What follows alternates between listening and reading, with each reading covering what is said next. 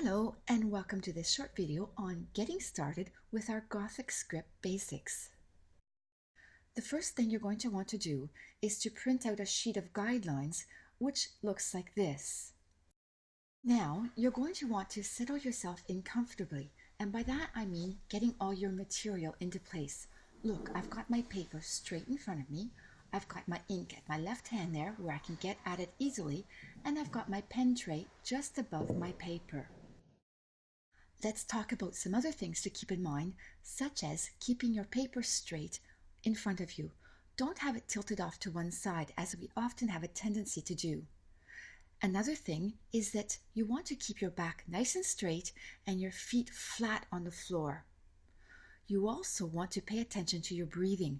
When you're doing calligraphy, you don't want to hold your breath. You want to breathe out as you're drawing your strokes. That will make them much straighter and more regular.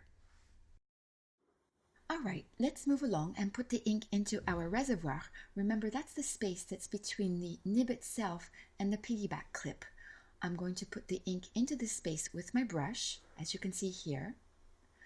Then I'm going to set the brush down, scribble a little bit on my scrap piece of paper just to get the ink flowing, and then I'm going to move along to my exercise sheet here. As you can see, I'm lining the end of my nib up with the 45-degree angle and just have moved my pen over to the right, and I'm drawing straight strokes, vertical strokes, from the top to the bottom.